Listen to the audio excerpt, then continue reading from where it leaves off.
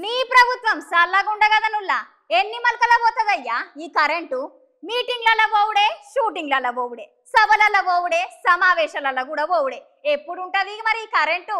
జనాలందరూ కరెంటు లేక గంత గణం ఇబ్బందులు పడుతుంటే కూడా మీ అందరికి చిన్న సీమ కుట్టినట్టు కూడా అయితలేదా?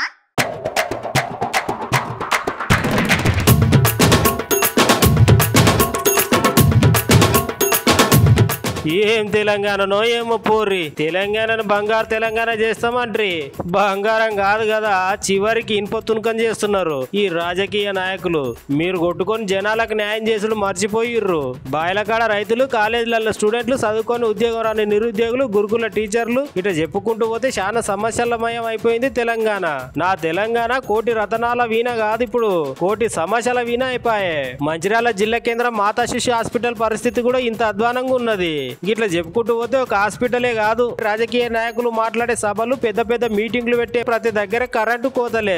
మళ్ళా మేము జనాలందరికీ మంచి చేస్తున్నాం, ఒక మల్క కూడా కరెంటు పోతలేదని ముచ్చట్లు అన్ని చెప్తారు రాజకీయ నాయకులు. ఈ ఎంసీహెచ్ మాతా శిశు హాస్పిటల్ కరెంటు కోతలతోటి బాలింతలు, అక్కడున్న చిన్నపిల్లగాళ్ళు తీవ్రమైన అవస్థలు పడుతున్నారంట.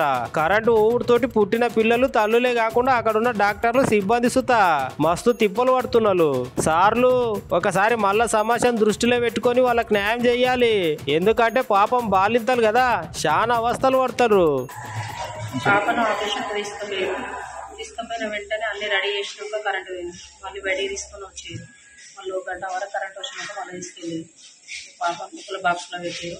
కొంచెం అవస్థ ఉన్నదని అన్నారు. అప్పటి నుండి ఇప్పటి వరకు కరెంట్ పోయి గంట అయిపోయింది. ఇప్పటి వరకు కూడా కరెంట్ రాలేదు. లోపల పరిస్థితి ఎట్లున్నదనేది ఎట్లా తెలుస్తుంది? బయట కూర్చోండామా మేము ఉన్నాం కదా అంటున్నారు. అక్కడ ఉన్న వాళ్ళు సిస్టర్లు అందరూ, డాక్టర్లు అందరూ. చిన్నపిల్ల తల్లులు హాస్పిటల్లో ఉంటారు, జనరేటర్ సౌకర్యం లేదు. ఇట్లా జరిగితే ఎట్లా, జనరేటర్స్ ఎందుకు పనిచేయట్లేదు అని అడిగితే సిబ్బంది చాలా నిర్లక్ష్యంగా వ్యవహరిస్తున్నారు. చాలా దురుసుగా చెప్తున్నారు వాళ్ళు మనకి. ఇట్లా అయితే ఎట్లుంటుంది సిటీ టౌన్లో మాతా శిశు హాస్పిటల్ మంచిర్యాల.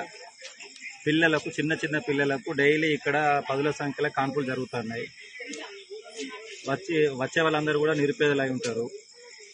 వాళ్ళకందరికీ ఇటువంటి సౌకర్యాలు లేకుండా ఉండడం వల్ల ఎంత చిన్నపిల్లలు ఎంత అవస్థలు పడతారు, చిన్నపిల్ల తల్లులు ఎంత అవస్థ పడతారు. దీన్ని కొద్దిగా ప్రభుత్వం దృష్టికి తీసుకెళ్ళి తక్షణమే చర్యలు తీసుకోవాలని కలెక్టర్ గారి దృష్టికి తీసుకెళ్ళి, కలెక్టరేట్కు కూతబెడుకు దూరంలో లేదు ఇది, డిఎంఓ గారి దృష్టికి తీసుకెళ్ళాలి దీన్ని అని కోరుకుంటున్నాను.